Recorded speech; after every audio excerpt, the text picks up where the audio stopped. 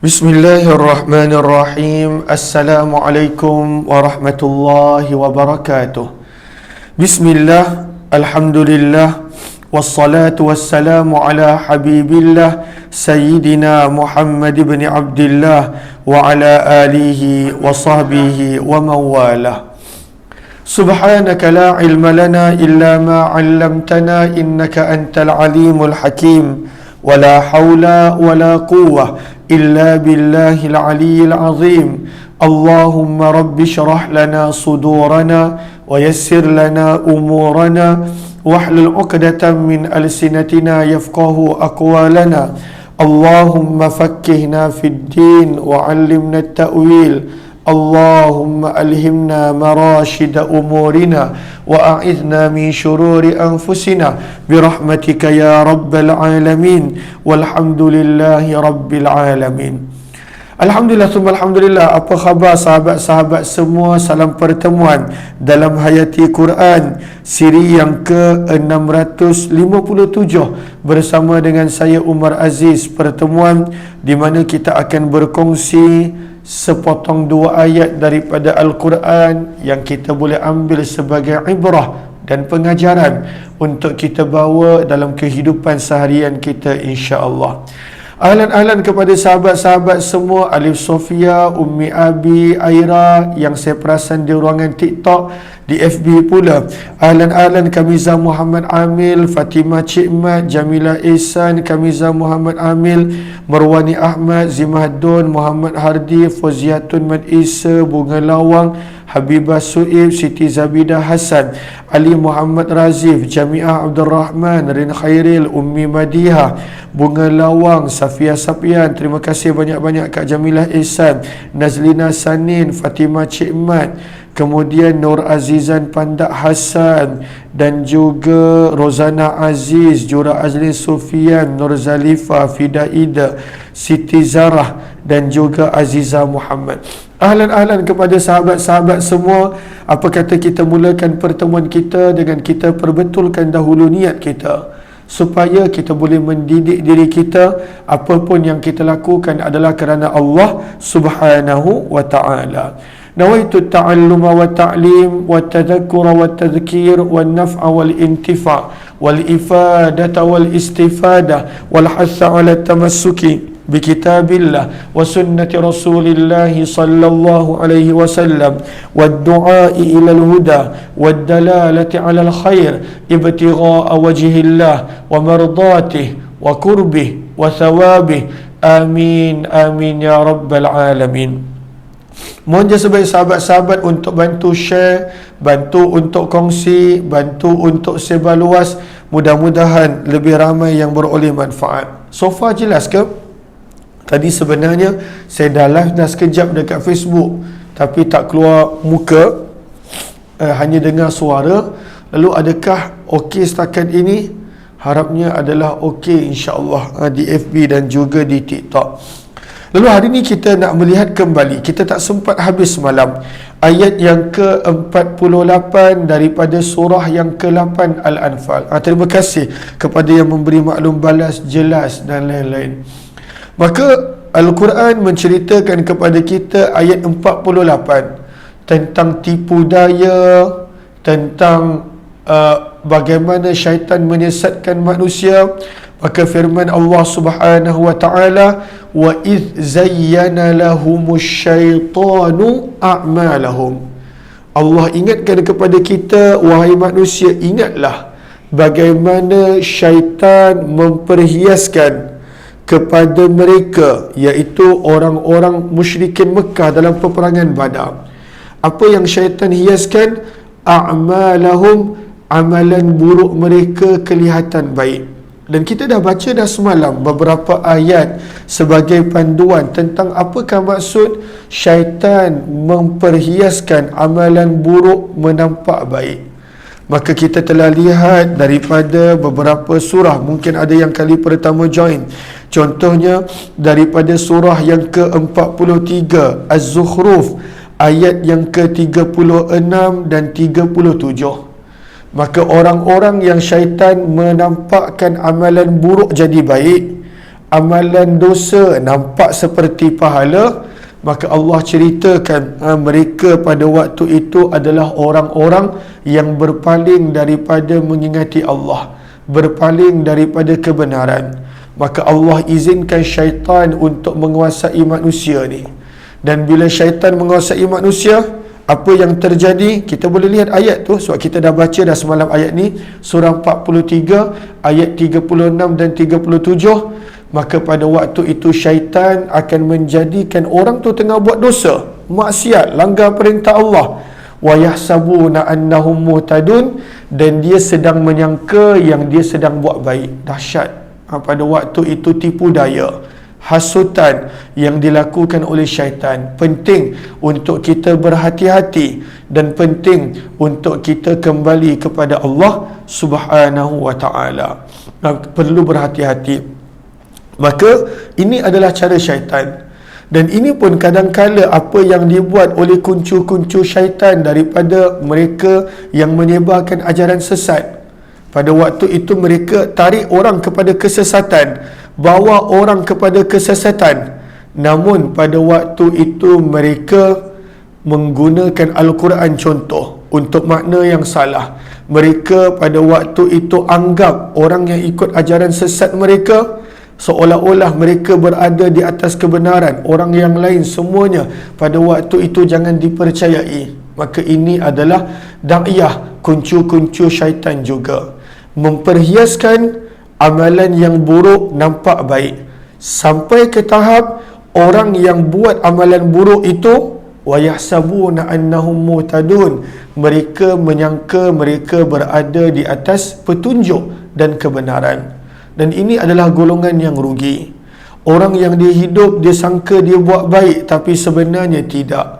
Pada waktu itu terpedaya, termakan hasutan dan janji-janji syaitan. Allah sebutkan juga dalam suratul Kahfi. Allah ingatkan juga di dalam suratul Kahfi. Saya minta maaf, sesema sikit. Pagi-pagi bangun dah sesema. Maka pada ayat yang Allahumma salli ala sayyidina Muhammad, surah yang ke-18, ayat 103 dan 104. Yang ini yang menyedihkan, sebab dia makan hasutan syaitan, dia ikut pada waktu itu jalan kesesatan dan dia sangka dia berada di atas kebenaran. Maka Allah sebut ini adalah orang-orang yang rugi. Maka kita lihat surah yang ke-18, suratul Kahfi, ayat 103 dan 104. Adakah sahabat-sahabat dah jumpa ayat yang ke-103 dan 104 daripada surah yang ke-18, muka surat 304. Maka firman Allah, qul, katakanlah wahai Muhammad, hal nunabbi'ukum, mahukah aku khabarkan kepada kamu, para sahabat Nabi dan umat Nabi, bil akhsarina a'mala, siapakah orang yang paling rugi perbuatan dan amalan dia, rugi, sia-sia. Sayang pada waktu itu dia pada waktu itu ingat dia berada di atas petunjuk, tapi kerana ambil jalan yang salah, termakan daripada hasutan dan tipu daya syaitan. Maka firman Allah, mahukah aku tunjukkan siapakah orang yang rugi? Akhsarin, orang yang paling rugi daripada sudut perbuatan dan amalan dia. Maka Allah terangkan pada ayat 104 surah yang ke-18, muka surat 304, allazina dhalla sa'yuhum fil hayatid dunya. Orang yang rugi adalah orang yang pada waktu itu dhalla, mereka pada waktu itu minta maaf, iaitu orang yang telah mensia-siakan amalan dan perbuatannya pada kehidupan dunia. Dia habiskan usia dia, habiskan tenaga dia, habiskan harta dia, tapi malangnya pada jalan yang Allah murka, pada jalan yang penuh dengan kesesatan. Tapi Allah ingatkan kita, kesian mereka, sebab mereka sangka mereka sedang buat baik. Wahum yahsabun annahum yusinuna sun'a, dan mereka sangka mereka sedang buat baik, padahal syaitan pedaya mereka, syaitan tipu mereka. Sebab itu kita perlu minta doa petunjuk. Bila kita dalam solat kita baca ihdinas siratal mustaqim, tunjukkanlah kami jalan yang lurus, kita kena minta benar-benar daripada hati kita. Kita perlukan bimbingan Allah. Kita tak nak jadi macam ayat surah Zukhruf yang kita baca, ayat suratul Kahfi yang kita baca. Syaitan pada waktu itu berjaya menipu dan memperdayakan manusia.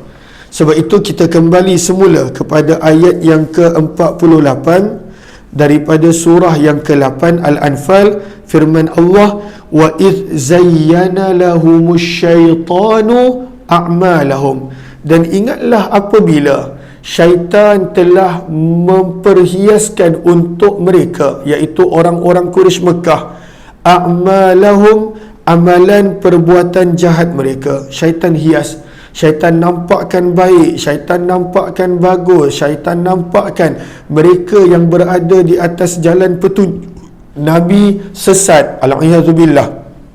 Para sahabat pada waktu itu mereka anggap sebagai sesat.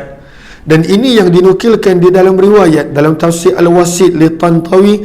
Maka dibawakan pada waktu itu beberapa riwayat, antaranya adalah dibawakan riwayat orang-orang Quraisy Mekah pada waktu itu mereka berkata, kamilah yang berada di atas petunjuk, Muhammad dan teman-temannya berada di dalam kesesatan. Syaitan berjaya pedaya, syaitan berjaya pada waktu itu menipu. Sebab itu dalam tafsir Al-Wasit disebutkan di sini, ingatlah wahai Nabi SAW kepada orang-orang beriman, bagaimana syaitan memperhiaskan kepada orang-orang musyrik Mekah amalan buruk mereka menentang Nabi, menentang Allah, dinampakkan cantik. Bagaimana syaitan buat? Allazi yuwaswisu fi sudurin nas, dengan was-was yang diletakkan pada manusia, dengan bisikan-bisikan yang diletakkan kepada manusia. Maka pada waktu itu apa syaitan katakan kepada mereka? Syaitan pada waktu itu kata kepada mereka, la ghaliba lakumul yawma minan nas. Ini janji syaitan. Syaitan janji kepada orang-orang Mekah. Apakah yang syaitan janjikan? La ghaliba, tidak ada yang boleh mengalahkan, lakum, kamu, al-yawma, pada hari ini, minan nas, daripada manusia. Janji palsu, janji palsu. Syaitan janji tak ada siapa yang boleh kalahkan kamu hari ini, tak ada siapa yang boleh kalahkan kamu, tidak ada yang boleh mengalahkan kamu. Maka sebab itu dalam tafsir Al-Wasit dibawakan di sini riwayat dibawakan di sini riwayat bagaimana pada waktu itu syaitan berjaya meyakinkan orang-orang musyrik Mekah pada peperangan Badar, yang mana mereka berkata, kamilah yang berada di atas kebenaran, Muhammad dan teman-temannya pada waktu itu berada di dalam kesesatan, yang mana diungkapkan oleh kebanyakan orang musyrik Mekah pada waktu tersebut. Maka syaitan janji dengan orang musyrik Mekah, la ghaliba lakumul yawma minan nas, tidak ada yang boleh mengalahkan kamu pada hari ini daripada manusia. Tak ada orang yang boleh kalahkan kamu. Ini janji yang pertama syaitan. Kemudian janji yang kedua syaitan, wa inni jarul lakum, dan sesungguhnya jangan risau, aku akan menjadi penolong, jar, penolong, pembantu, peneman, lakum, untuk kamu. Wa inni jarul lakum, dan sesungguhnya aku akan menjadi penolong dan janji pendamping kamu. Sebab itu dalam bahasa Arab, jar bermaksud jiran, sebab dia pendamping, orang yang dekat dengan kita. Maka syaitan janji, jangan risau, kamu tak akan kalah wahai orang musyrik Mekah, aku tolong kamu. Ini janji. Tapi nanti kita lihat bila mereka nampak malaikat, mereka lari. Itu syaitan memberi janji palsu. Sebab itu pengajaran daripada sini kita dapat, jangan benar-benar yakin terhadap janji manusia dan pada waktu itu janji syaitan. Sebab mereka boleh abaikan janji mereka bila-bila masa. Dalam Al-Quran syaitan janji banyak dengan kita. Antaranya dalam suratul Baqarah Kalau kita lihat tentang janji syaitan, banyak Allah menukilkan tentang janji-janji syaitan yang manusia percaya. Antaranya dalam surah yang kedua, Suratul Baqarah ayat 268. Ayat 268. Surah 2 ayat 268 muka surat 45 menceritakan tentang janji syaitan. Maka firman Allah, asyaitanu ya'idukumul faqra. Syaitan menjanjikan kamu kefakiran. Kalau kamu zakat sedekah, miskin. Ini janji syaitan. Jangan zakat, jangan sedekah. Wa ya'murukum bil fahsya, dan syaitan menyuruh kamu melakukan perbuatan keji. Jadi bakhil, jadi kedekut. Ini contoh janji syaitan yang ada pada ayat 268. Kemudian firman Allah, wallahu ya'idukum. Allah pula janji berbeza. Allah janji kalaulah kamu sedekah dan zakat, maghfirah, kamu akan dapat pengampunan, wa fadla, dan akan dapat penambahan nikmat. Lalu nak percaya janji siapa? Janji Allah ke janji syaitan? Ada orang dia percaya janji syaitan, dia tidak percaya janji Allah. Maka syaitan berjanji hanya untuk dimungkiri. Sebab itu pengajaran yang pertama kita dah belajar dah semalam, bagaimana cara syaitan menampakkan amalan buruk menjadi baik. Itu kita dah belajar semalam. Maka hari ini pengajaran yang pertama yang kita boleh dapat daripada syaitan berjanji, tak ada siapa yang boleh kalahkan kamu, aku akan menjadi pendamping kamu. Maka pengajaran pertama yang kita boleh dapat, janji-janji syaitan adalah pada waktu itu untuk syaitan mungkiri dan abaikan. Itu syaitan. Bahkan janji makhluk pun kita jangan percaya. Siapakah janji yang kita patut percaya? Hanya janji Allah. Sebab Allah jamin dalam Al-Quran, innallaha la yukhliful mi'ad. Sesungguhnya Allah tak pernah memungkiri janji. Allah tak pernah memungkiri janji. Alan-alan Nur Hurul, terima kasih. Alan-alan sahabat-sahabat yang lain, mohon jasa baik untuk bantu share, bantu untuk kongsi, bantu untuk sebar luas. Mudah-mudahan lebih ramai yang beroleh manfaat. Maka pengajaran yang pertama yang kita dapat, jangan terlalu menaruh keyakinan pada janji-janji yang diberikan. Janji yang datang daripada syaitan yang dibisikkan kepada kita, was-waskan kepada kita. Janji-janji yang dilakukan oleh makhluk. Kerana manusia bila-bila dan juga syaitan pasti akan memungkiri janji. Maka ini dua janji yang syaitan buatkan kepada orang Quraisy Mekah. Kemudian firman Allah Subhanahu wa taala bila berlakunya peperangan, falamma, maka ketika taraat, saling melihat, al-fi'atan, kedua kumpulan, maksudnya dah mula perang. Para sahabat dah makin dekat sehingga nampak pasukan musuh. Orang musyrikin Mekah dah makin dekat, mereka nampak para sahabat. Maka saling melihat kedua kumpulan adalah gambaran dah mulanya perang. Maka bila dah mulanya perang, naqasa ala aqibai, syaitan lari di atas kedua tumitnya. Maksudnya syaitan lari ke belakang. Naqasa bermaksud kembali, ala di atas, akibaihi bahagian belakang kaki. Apakah maksud kembali pada belakang kaki? Maksudnya syaitan lari ke belakang. Syaitan lari. Maka pada waktu itu syaitan berkata, waqal, dan syaitan berkata, inni bari'um minkum, sesungguhnya aku berlepas diri daripada kamu. Aku tak nak tolong. Syaitan lari. Aku berlepas diri daripada kamu, wahai orang musyrik Mekah. Ini sesungguhnya aku, ara, melihat, ma la taron, apa yang kamu tak nampak. Iaitu syaitan nampak malaikat datang. Datang je malaikat, lintang pukang lari syaitan. Maka di sini para ulama berbeza pendapat. Adakah syaitan pada waktu itu memang datang dalam bentuk manusia kelihatan, ataupun syaitan pada waktu itu sekadar meninggalkan bisikan-bisikan? Maka ada kedua-dua pendapat, dan kedua-duanya ada dalil yang tersendiri. Ada riwayat yang menunjukkan syaitan datang dalam bentuk manusia, dalam bentuk dalam bentuk Allahumma salli ala Sayyidina Muhammad, Suraqah bin Malik bin Ju'shum. Syaitan datang dalam bentuk manusia. Ada pula berpandangan tidak, ini adalah dalam bentuk bisikan-bisikan yang dibisikkan ke dalam hati orang Quraisy Mekah. Maka apa yang berlaku bila berlakunya peperangan? Nakasa ala aqibai, syaitan berlari mengundurkan diri. Dan pada waktu itu syaitan berkata, aku berlepas diri daripada kamu, sesungguhnya aku nampak apa yang kamu tak nampak. Dan ini memang sikap syaitan. Allah ceritakan juga ketika mana hari kiamat kelak, orang-orang yang percaya kepada janji-janji syaitan, orang-orang yang telah termakan hasutan dan tipu daya syaitan, nanti pada hari kiamat syaitan akan kata benda yang sama. Aku tak pernah paksa kamu buat dosa, aku tak pernah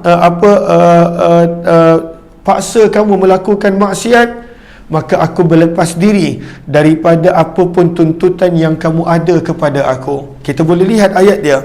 Ayat dia dalam surah Ibrahim.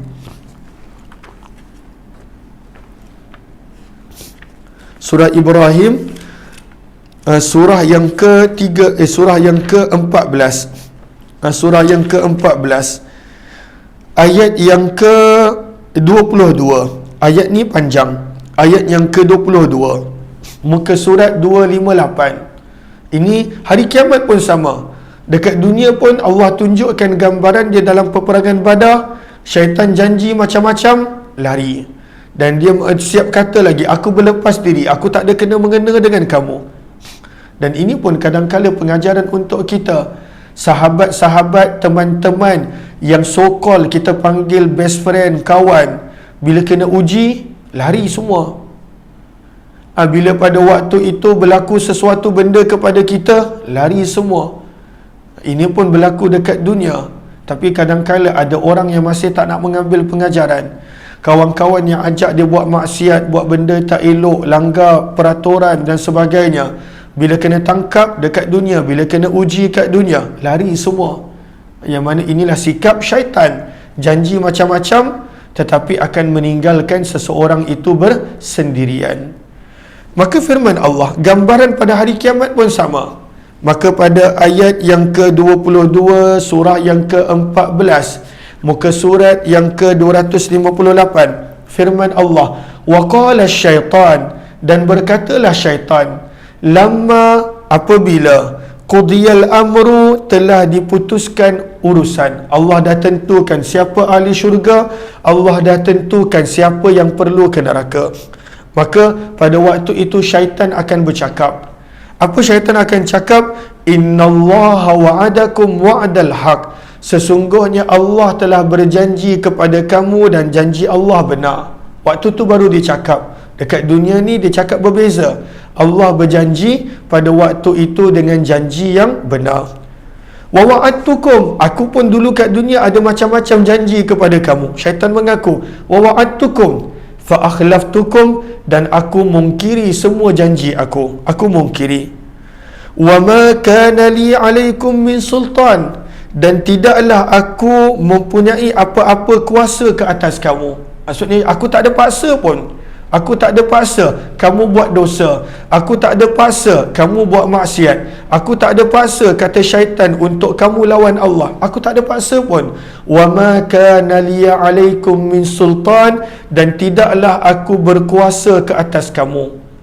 Ada tak kita nampak syaitan letak pistol? Umar, cepat buat maksiat, kalau tak kena tembak. Ada tak? Tak ada. Ada tak syaitan pada waktu tu pulas tangan kita? Umar, cepat buat dosa, kalau tak aku patahkan tangan. Tak ada. Syaitan tak ada pada waktu itu paksa kita buat dosa. Dia hanya meletakkan was-was, kita yang pilih jalan tersebut.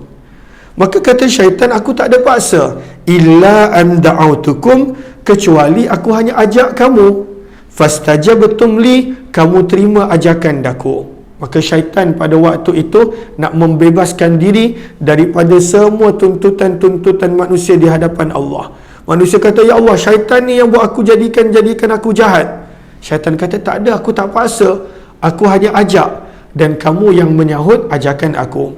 Maka syaitan pada waktu itu tegaskan, fala talumuni, maka janganlah kamu mencela aku. Lalu nak cela siapa? Walumu anfusakum, dan pada waktu itu celalah diri kamu sendiri. Jangan nak salahkan aku, kata syaitan, salahkan diri sendiri. Aku hanya ajak dan kamu yang ikut.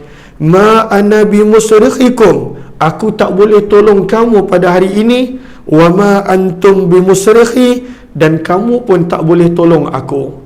Dan di hujung ayat Allah sebut, sesungguhnya untuk orang-orang yang zalim adalah azab siksa yang pedih. Maka daripada sini pengajaran yang kita boleh dapat adalah bagaimana sebenarnya syaitan sentiasa memungkiri janji. Dan itulah juga keadaan banyak orang daripada kuncu-kuncu syaitan, berjanji hanya untuk dimungkiri. Sebab itu jangan terlalu yakin dengan janji manusia. Jangan terlalu selesa dengan janji manusia. Janji Allah sahaja yang Allah tidak mungkiri. Kemudian ayat 48 firman Allah, kata syaitan, sesungguhnya aku takut kepada Allah. Tapi takut yang menjadikan dia jahat. Dia bukan nak bertaubat. Ini ketakutan yang tak membawa manfaat. Ada orang kata, ya aku takut Allah, tapi kenapa tak bertaubat? Takut Allah, kenapa tak kembali kepada Allah? Takut Allah, tapi pada waktu itu tak menjadi lebih baik.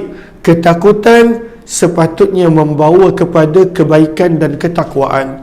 Maka syaitan mengaku, sesungguhnya aku takutkan Allah, tapi dia tetap tidak kembali kepada Allah. Dia semakin menyesatkan manusia daripada Allah. Maka bohong dalam kata-katanya. Firman Allah di hujung ayat 48, wallahu syadidul iqab, dan sesungguhnya siksaan Allah itu amat dahsyat. Maka berhati-hatilah dengan tipu daya syaitan. Inilah ayat yang ke-48 yang sempat kita kongsikan. Mudah-mudahan adanya manfaat dan kebaikan. Terima kasih kepada sahabat-sahabat semua. Kita jumpa jam 6 petang nanti dalam program Mahsyar, insya-Allah. Wabillahi taufiq wal hidayah. Assalamualaikum warahmatullahi wabarakatuh. Jumpa lagi. Terima kasih semua.